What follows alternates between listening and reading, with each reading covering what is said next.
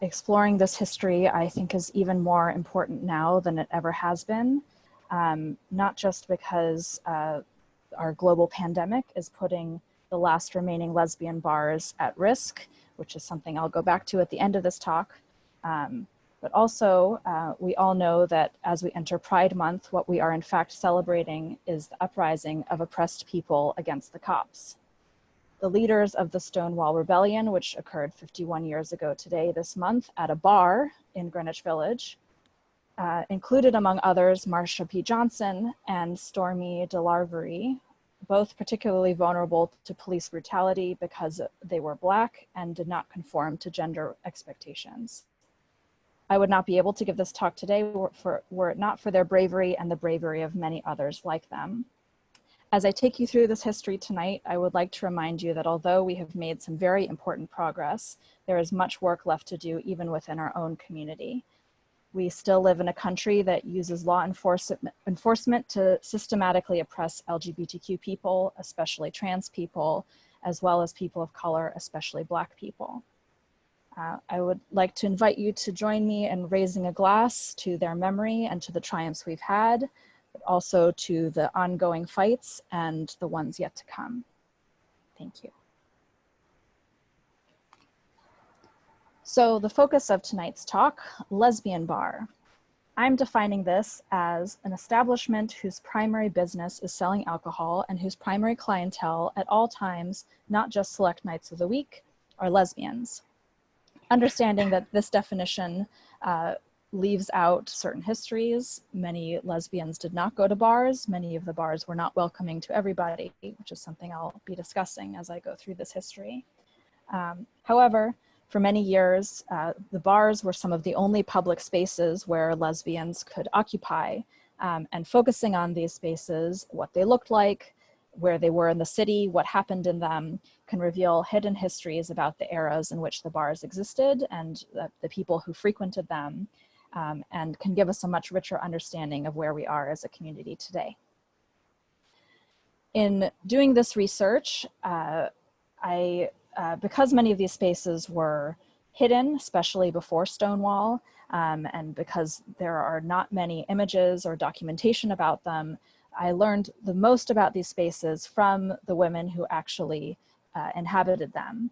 And I'm very grateful to have many of those women here today, the people that I interviewed for this project, and I hope they will share at the end. There are also a number of memoirs written by women who experienced these spaces, for example, Audre Lorde Zami. These were especially important for earlier spaces. Also in New York, we're very lucky to have a number of archives devoted to LGBTQ history. I highly encourage you to check them out. The Lesbian Herstory Archives, for example, has an entire section devoted to lesbian bars, and the New York Public Library's LGBTQ section and the LGBT Community Center National History Archive were also invaluable to this research. So I'll be taking you through a rough chronology of the formation of the lesbian bar in the early 20th century through its history and through today.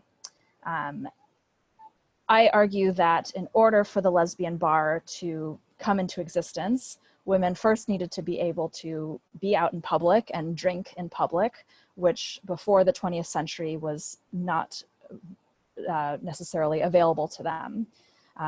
In the early 20th century, women's restaurants started and maybe rooms within men's restaurants. But in places like Greenwich Village that were more ahead of their time, some of these establishments even started to be run by women and welcoming of what was a growing LGBT community. Also, for the formation of a lesbian bar, the concept of lesbianism had to be widespread enough that people could identify with it, which again was not necessarily the case before the 20th century. And although this was very early, they might not have necessarily called themselves lesbians as such. Many of these spaces were welcoming to women loving women. Polly's, for example, hosted meetings of the Heterodoxy Club, which was a group of radical women, many of whom were out lesbians. The Mad Hatter was owned for many years by Eliza Jimmy Criswell and her female partner. Jimmy is seen here in this photo, and she was actually misidentified for many years as a boy in this photo. But she and her partner welcomed the space to many different residents, lesbians included. Eve Adams was perhaps the most explicitly lesbian of the spaces here. It was run by a woman who used the pseudonym Eve Adams and wrote lesbian literature under this name. And supposedly there was a sign in the window of this establishment saying, "Men are admitted but not welcome." Because of this explicit lesbian bent, as you can see, the space did not last very long. It was shut down by the police, and we'll see that the interactions between the authorities and these spaces is a theme that goes throughout this history. Ken mentioned that many of these sites are on the project website. Those are in purple, you can see here. So if you want to learn more about those particular sites, you can look them up, or if you want to know anything else about any of these sites, you can ask me at the end. Another important neighborhood in this era was Harlem. This was a space especially important for Black lesbians, although the spaces were quite mixed. They were white and Black and women and men, straight, gay, all coming together. One of the most popular spaces in this era was Gladys's Clam house, which you can see in the center of this map. This refers to Gladys Bentley, pictured here. And as you can see, she performed in gender-bending clothing and was more open about her sexuality than perhaps other eras or neighborhoods would have allowed. Also at this time, there were some spaces that catered specifically to lesbians. One of these that I found in my research was the Wellsworth Bar, and it seems to have had a straight bar or a gay male bar in the front, and then a women's bar in the back, entered through a side door. And this allowed for a further level of privacy in an era where being an out lesbian could be quite dangerous. And this idea of privacy is going to again be a theme that we'll see again. Another important type of space in this era were house parties, or specifically rent parties that were hosted to raise money for the hosts for rent. This was especially important for Black lesbian nightlife in the coming decades, as the bars downtown were generally unwelcoming to women of color. The last category of spaces that I argue led to the formation of the lesbian bar are the downtown cabarets. The main attraction at most of these cabarets were drag shows, as you can see in the photo from the Club 181, one of the most famous of these spaces. All the men are in dresses and the women are in suits. Performers such as Buddy Bubbles Kent would perform both in women's lingerie and in a tuxedo. And I believe Lisa Davis is on the call with us today, and she knows much more about these spaces. I hope she'll share some of her knowledge with us at the end. A unique space in this category was the Howdy Club. It seemed to cater especially to lesbians, and for this reason, I have labeled it as possibly the first lesbian bar in New York City. Also, one of my favorite photos of this project. The World Wars, especially World War II, solidified lesbian subcultures in many big cities around the country, and New York was no different. And the bars from the 1950s onward were now lesbian specific. But this didn't mean that they were necessarily safer for lesbians. They were very frequently raided by the police in an era of McCarthyism, where any sort of, quote, deviancy was seen as a threat. And in fact, so many women were arrested in the bars, and most of the bars were in Greenwich Village at this time, that they were, so many women spent the weekend at the Women's House of Detention. You can see here in Greenwich Village, that this place came to be jokingly known in the bars as the Country Club. This name is particularly ironic since the vast majority of women who frequented these bars were working class, probably never went to a country club. They mostly subscribed to a butch femme dynamic where one woman was the quote unquote man and the other was the quote unquote woman. This was not just a form of expression and sexuality, but it was also a form of protection.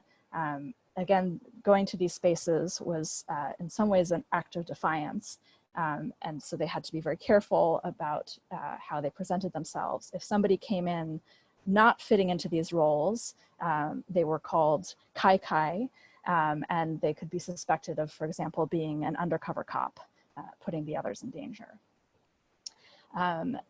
Despite all the secrecy, there was a growing lesbian media.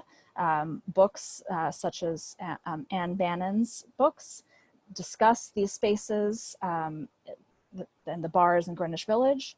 Although once you actually got to Greenwich Village, you still needed somebody to show you where the bars were and get you in.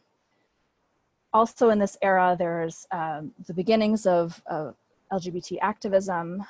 The Daughters of Gladys, an early lesbian organization, published the first lesbian magazine in the US, The Ladder. Although they saw their work as an antidote to the bars, not as part of the movement together with the bars, as we'll see in later eras. Another important thing to note about the spaces of this era, pretty much every space that I found had mafia ties. They were run by the mafia. These were, again, underground, slightly dangerous spaces. And it's a bit unclear how many of these spaces became lesbian bars.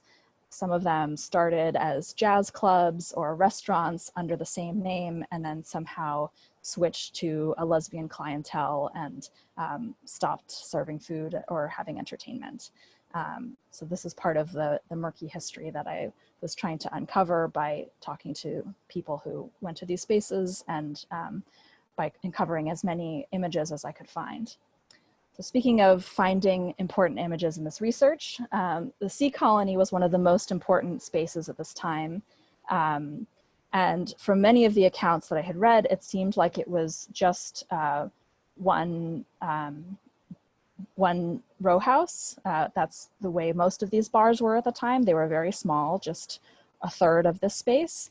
But when we found this photo, it's clear that the space was actually 3 times as large as most of the bars in this era. From many of the accounts, there was dancing in the back room. As you can see, the room still has street frontage, but you can see in the photograph that all of the windows except for the front window are boarded up. Again, privacy at this time was very important in an era where being discovered as a lesbian could cost you your job, your family relationships, etc. The butch femme dynamic extended even into spatial relationships.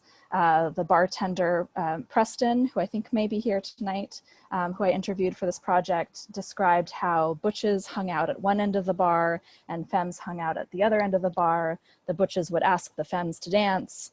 They would go into the dancing room. But then when there was a police raid, which happened relatively frequently despite mafia payoffs, the bartender would flip a switch behind the bar and a red light would go off on the dance room floor, indicating that everybody should stop dancing. And this was because dancing was considered disorderly conduct and was more likely to get you arrested than just your presence in this space. an amusing anecdote that might have some connotations for today, there were toilet paper rations at these bars. The mafia wanted to spend as little money as possible on this population, and so they regulated even within the bars, even without the police. And Joan Nessel, the founder of the Lesbian History Archives, who frequented Sea Colony, describes the long lines, because of course they're all women, and the bouncer who sat at the door of the washroom and handed out just 2 rolls of toilet paper, and that's all you got. 2 other popular bars from this era were the Pony Stable Inn and the Bagatelle. Both had LGBTQ history before these bars. The Pony Stable Inn we've actually already seen. It was the site of the Mad Hatter in the early 20th century. And the Bagatelle, right before it became the Bag, was owned by Barney Gallant, a lifelong bachelor, very likely gay. And these spaces were problematic, again, not just because of the external and internal policing, but also because of the racism, explicit racism in these spaces. Audre Lorde, a Black writer and activist, describes her experience as being one of the few Black women who frequented these spaces. And she tells the story of going to the Bagatelle and all of her white friends going in, no problem, but no matter how many times she went, she would always have to show her ID. 2 of these mafia-run bars that lasted a little bit into the next era started to encounter the changing LGBTQ community as the gay rights movement started in the 70s. Cookies, which was actually run by a woman, she was not a very friendly woman. She would go around to the tables and make sure that everybody had their glasses full. And if you didn't, she would make you buy another drink, and very overpriced drinks at that. And eventually, when women started having other options of places to go, they actually staged protests against these types of discriminatory practices, as you can see with the protest here from 1971. Gianni's did a little bit better at adapting to the new climate. They started having free brunches on Sundays, and women started feeling more comfortable to not just follow butch and femme roles, but to express themselves differently, and supposedly the toilet paper rations were dropped. Gianni's transitioned, as many of these bars did, into different versions of lesbian bars with different names, and actually lasted as a lesbian bar well into the 1980s. So as we've already discussed, Stonewall was a very important turning point in the history of LGBTQ people, and it certainly changed the way lesbian bars existed in New York and around the country. First of all, there were other options of places to meet people. For example, the Gay Activists Alliance, one of the earliest gay rights organizations, had a firehouse, opened in 1971, where they hosted not just activist meetings about how they were going to change civil rights for LGBTQ people, but they also had social events such as the street fair here. These early activist organizations were very male heavy, so many lesbians pushed back against the gay rights movement to make sure it included women's issues. But of course, at the same time, the women's rights movement is bubbling up, and groups such as the Lavender Menace showed up at, for example, the Second Congress to Unite Women to make sure that lesbian voices were heard in the women's movement. Even these groups, however, were still very white. So lesbians of color began creating their own groups, such as the Salsa Soul Sisters, which hosted events not just as alternatives to the bars, but as alternatives to some of these other less intersectional activist spaces. Despite all of the different spaces, there were more bars than ever, and these bars began to actually be run by lesbians, and they began to feel comfortable enough to advertise, at least within the community. And as you can see, in 1977, there were enough bars to host bar awards. So here, I'll discuss some of the most important spaces in this era. Bonnie and Clyde's, as far as I can tell, is the first lesbian-run lesbian bar in New York City, opened in 1971. It started having more offerings than just overpriced drinks. They had a pool table in the back, which is still a staple of lesbian bars. And they had a restaurant on the second floor. But even within this more welcoming space, there were still internal divisions. The ground floor, which was cheaper, was mostly popular with women of color, whereas the second floor, the more expensive restaurant, was mostly white. The Duchess was particularly notable because it was popular with, quote, movement women, those women activists that I discussed before. So at this time, the activist community and the bar community are starting to mix. And the Duchess is also notable because of its continued interaction with authorities and the continued fight for the lesbian bar even into the 90s. The Duchess closed in 1982, actually because it had its liquor license revoked for discrimination because they weren't serving men. Which is ironic because all of these women who had fought so hard for equality were using their own law, were having their own law used against them to shut down their space. Went through a couple of different iterations, but in the 90s, it was a place called, it was a lesbian bar called Pandora's Box. And this space, even in the 90s, had many neighborhood complaints, and the police eventually intervened. Cynthia Russo, the owner of that establishment, claims that these complaints were particularly vociferous, quote, because many of the patrons are lesbians and most are Black or Hispanic. So again, even into the 90s, we're still struggling for a space and a voice and a space for everybody.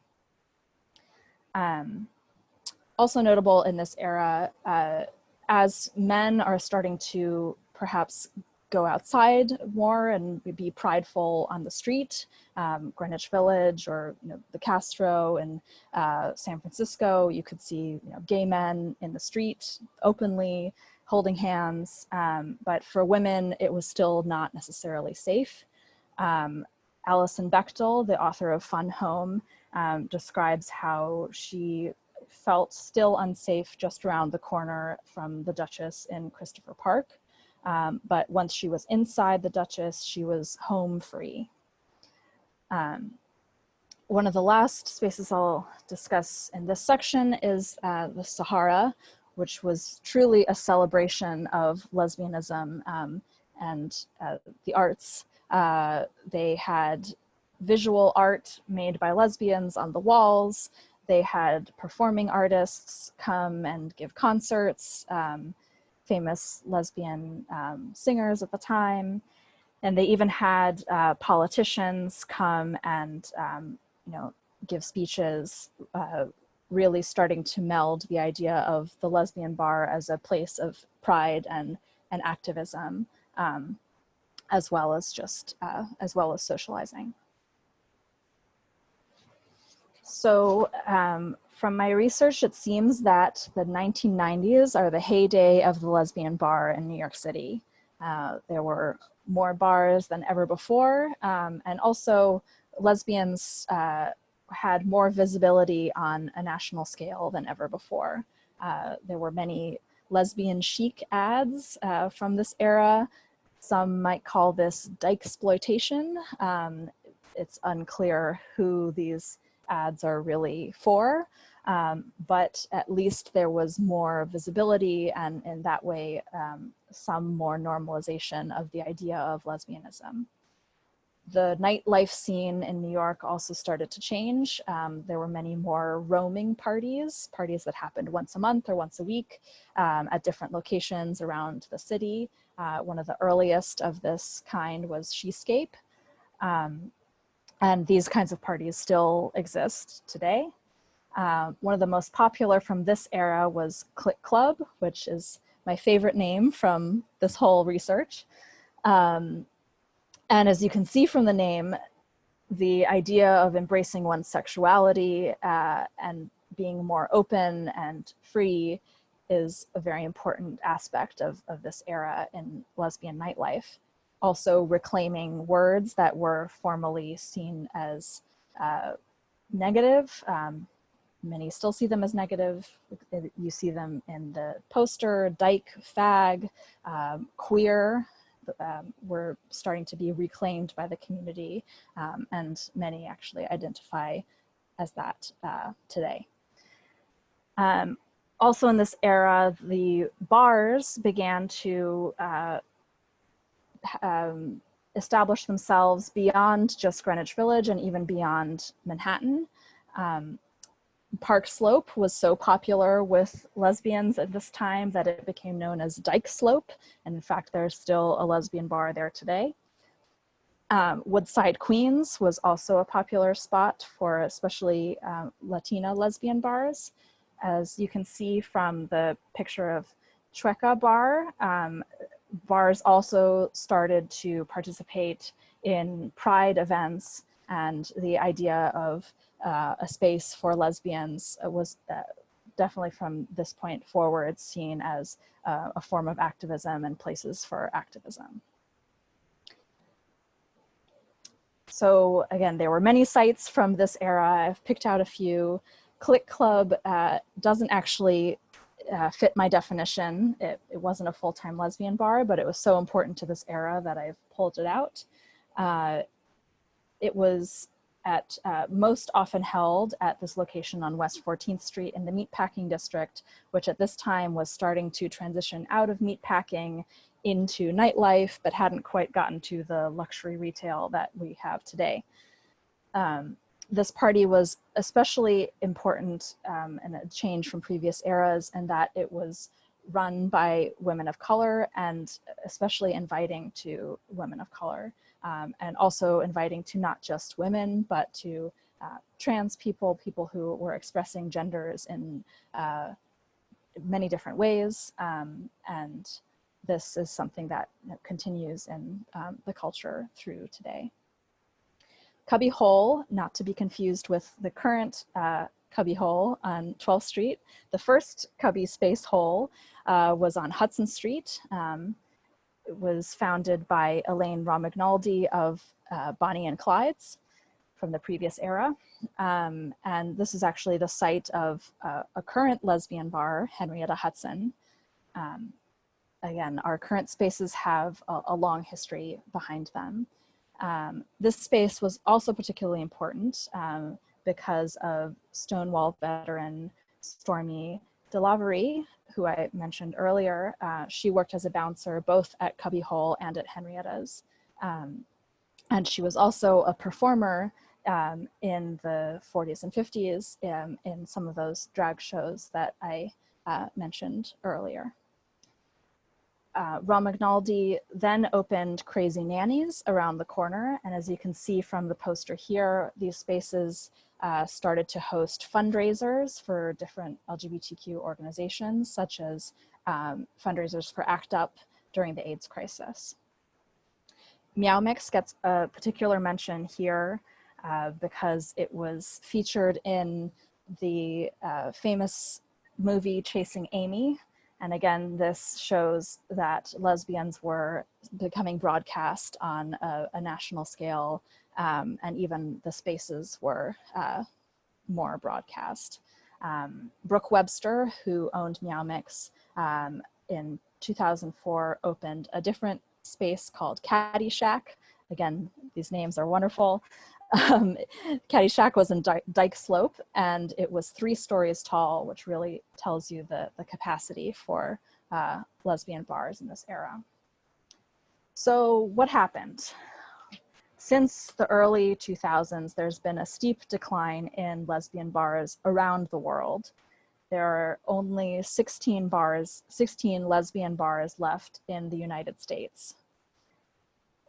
Many people have theories about why this is the case. Is it because of the internet? Now we have more ways than ever to meet each other.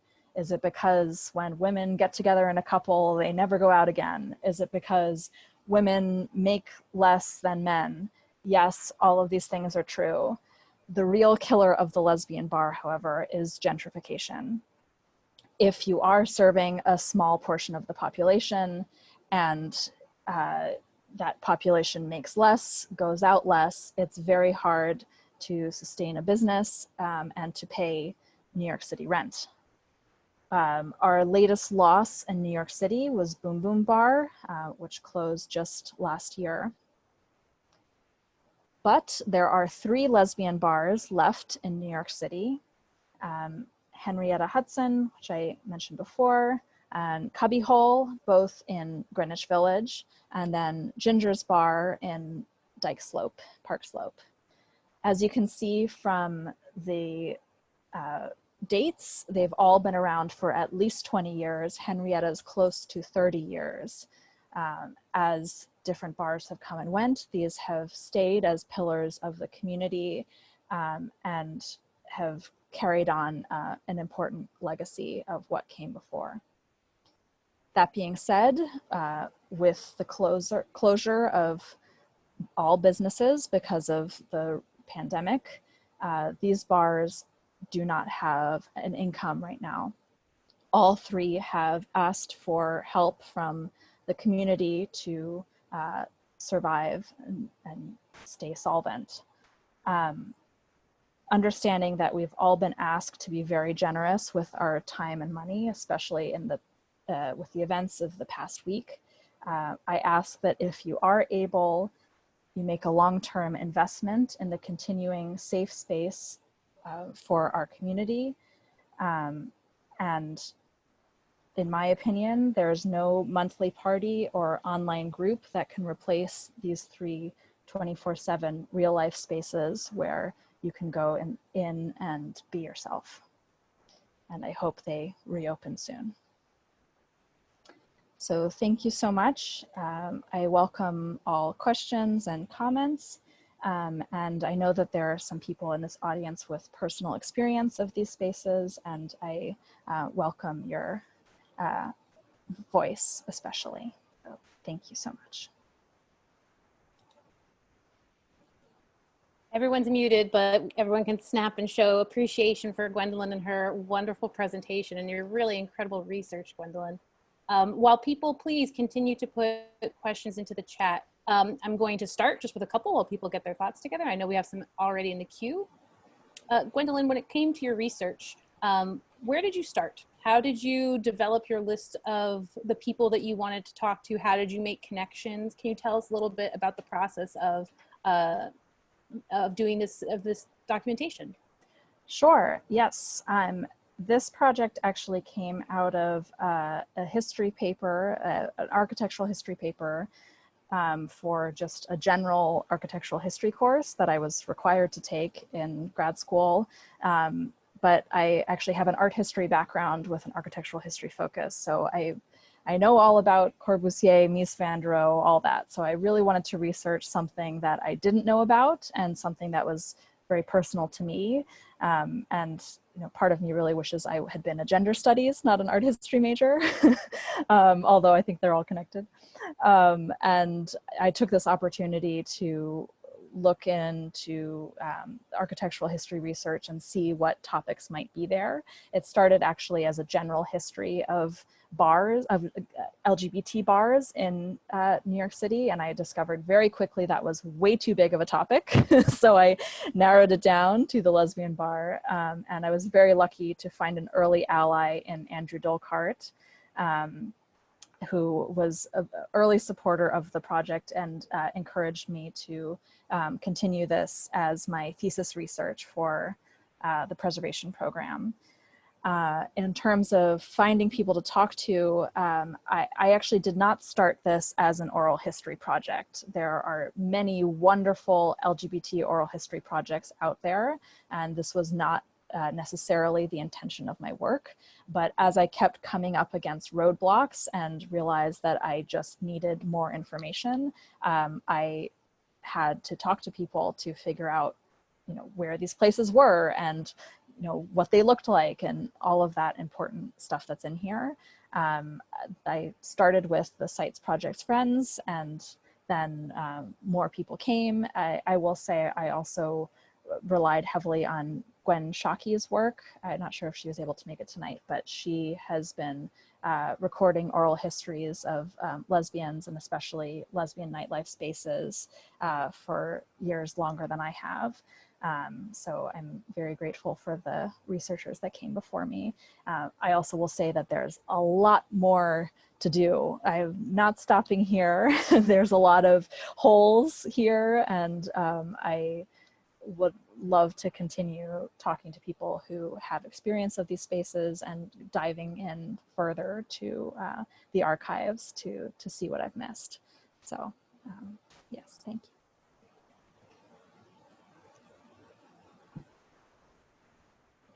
Oops, Ken, you're muted.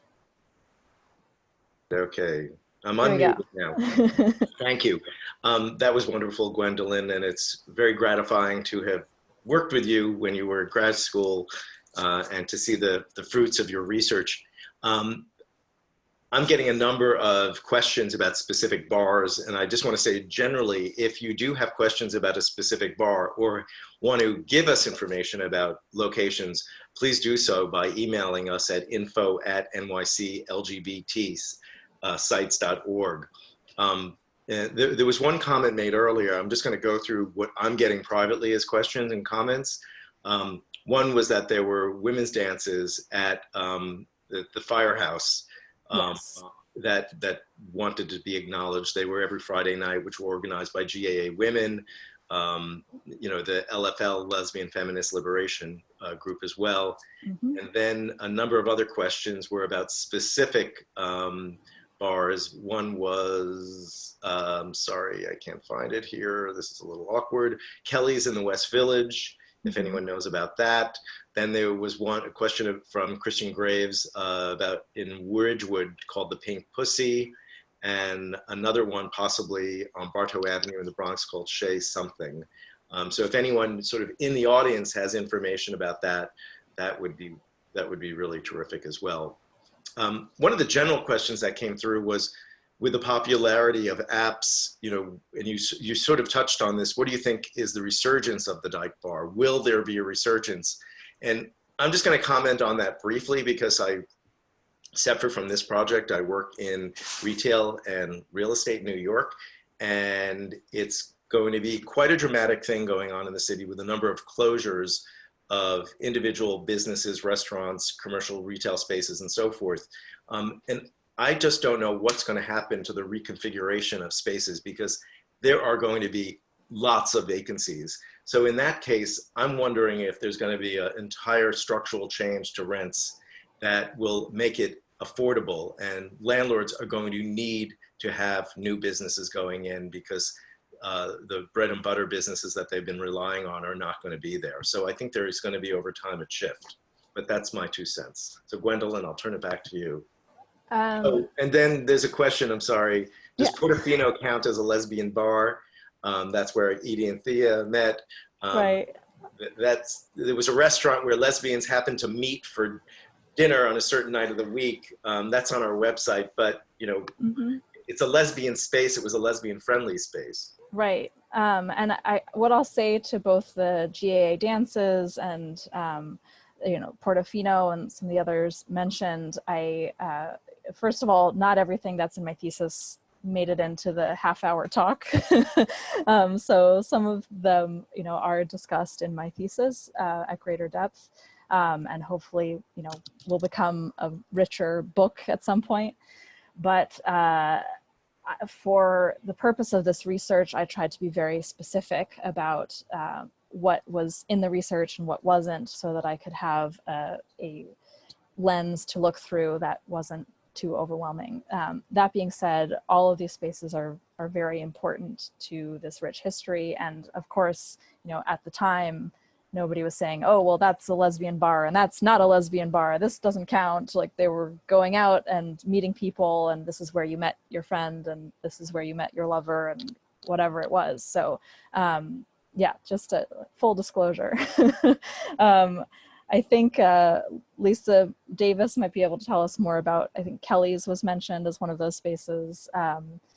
But in terms of answering the last question about what I hope the future is, I certainly hope that Ken is right and that rents do go down because of this. And I certainly hope that the 3 existing spaces continue. There's a number of efforts beyond the just fundraising that some of them have been trying to engage in. Henrietta's has had a lot of virtual events, for example, to try to keep in touch with their audience. And there's been an effort to open up the streets around Cubbyhole, since they're on a little side street in Greenwich Village, to maybe have that as an option, since the space is very tiny, and with social distancing, going back inside is not looking good. So thinking about these things in innovative ways is definitely important. And Lisa Davis is with us, and I don't want to spring it on you, Lisa, but I'm happy to unmute you if you'd be able to speak with us for a moment. So I'm going to go ahead and do that. Oh, sure. Oh, I can always talk, darling. I know. I just want to say, if you want to experience the Duchess of years ago, you could go to Two Boots Pizza on Grove Street. That's the site of the Duchess, and they even put up a little plaque, which is very nice of them, saying that this was the former site of the Duchess, except it was a lot larger than what it is today, of course. I see Bonnie and Clyde's got up on the screen. Bonnie and Clyde's was great. But then 3rd Street was historically a place where lesbian bars tended to be, because, as I said in something else I wrote, it was under the 6th Avenue elevated train that turned east on 3rd Street, and was therefore not very desirable property. So they had lots of lesbian bars. Like the Howdy Club. Street, and Bonnie and Clyde sort of inherited the tradition, and then NYU came along and spoiled everything. The Howdy Club. The Howdy Club was on 3rd Street, further on down, sort of where the NYU library is now. Too bad. Which, by the way, if I could interrupt very briefly, Lisa, that's part of the reason why the Howdy Club is not on the Sites Project website, is because it's not an extant site. So it's, you know, very important to this history, but doesn't fall into their realm of research. So just to say that. We can just look at the pictures. Yeah. Lisa, I'm going to ask you just a question that revolves around all LGBT bars, you know, due to prohibition and then the mafia involvement of bars, and want you to just speak to that a little bit. Well, simply put, if it hadn't been for the mafia, of course, there would not have been any, you know, gay bars. So people who worry about that kind of thing are worrying in vain. And in the 50s, when they started putting the screws to the mafia, it got very difficult to maintain things as they had been. The happiest times were probably the 30s and the 40s into the 50s. Of course, you had a war going, and wars in this society always make lots of money, which is a problem these days. None of their wars have worked out. I won't say anymore. I see we have the picture of the Women's House of Detention. Our good friend Hugh Ryan of When Brooklyn Was Queer, you know, Hugh Ryan's work, is writing a book about the Women's House of Detention. Every time I see a picture of this god-awful place, it gets bigger. It's unbelievable that this could have been so gigantesque. At least now it's a garden. And there are many stories about the house of detention that he will tell, I'm sure, and others that he will not know. One of the last, of course, visitors was Angela Davis. And there were many visitors before that.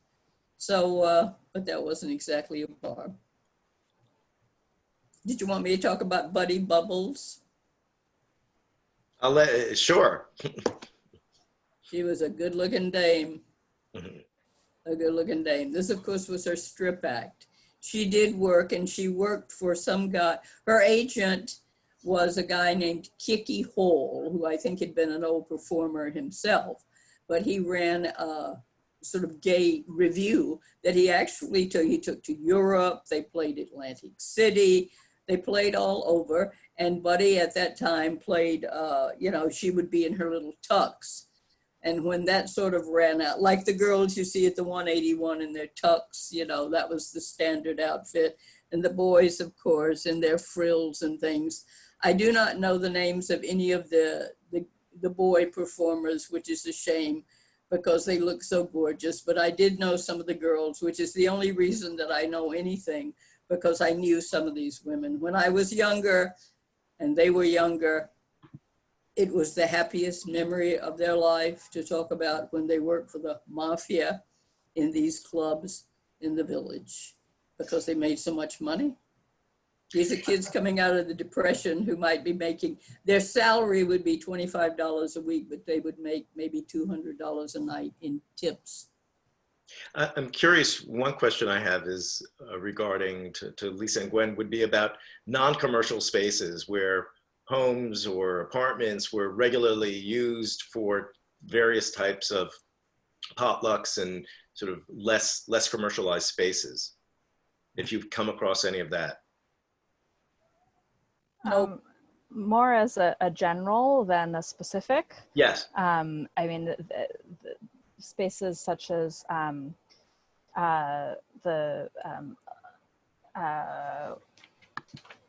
sorry, I'm totally blanking on her first name right now, the Walker residence. Yeah. Yes, sorry. So Madam C.J. Walker, which is now a Netflix special. I was very glad they included her daughter's, you know, bisexual history in that you know, fictional retelling. But in fact, that salon and her home were spaces where LGBTQ people at the time would gather. Again, this is back in, the Harlem Renaissance. So that was probably the most famous of those, you know, sort of more private parties. But in general, it was, you know, they were private, so there's not a lot of history about them. I found I found at least one invitation for one of these parties, which is about as close as I've gotten.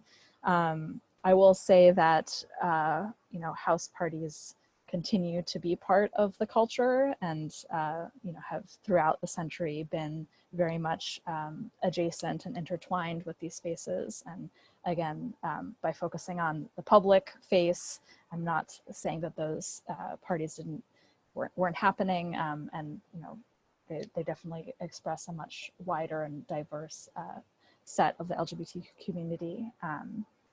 There's just so little to be found about the public spaces that this was the start of my research, at least. So. No, and it goes back to the challenges of documenting LGBT history because the paper trail is really thin. People throw out photographs, family members throw out any other contents for various other reasons, and it's a huge issue for those who want to research this type of document and show this type of documentation. It's 7:30, and if there are any other questions, please feel free to message me or the NYC LGBT Historic Sites Project on the chat function. Or if you have anything that you want to say, let us know. But if Gwendolyn, do you have any other kind of closing remarks you want to say, or we're pretty good here in terms of really getting a wonderful history and survey of this important documentation that we are trying to put on our website and make visible. So thank you. Thank you. And yes, thank you for giving this research a wider audience than it would have had by itself. I definitely appreciate that. And I would just close with a reminder that the few spaces that are still open are, in my mind, very essential. And it's, again, what you had said at the beginning, which is actually one of the opening lines of my thesis. These spaces are not just places for socializing. Their very existence was and continues to be an activist. Just their very existence is, important, and I hope that they continue to be spaces of activism and safety in the future. So, terrific. Thank you, and thank you, everybody. I hope that you enjoyed tonight's presentation. If you are interested, we have additional presentations slated for the remainder of the month. You can find them on our website. And we hope that you stay safe. There is still a pandemic out there on top of the terrible tragedy and protests going on. But I can sort of humbly say, let's commemorate Pride with a lot of meaning this year. So thank you.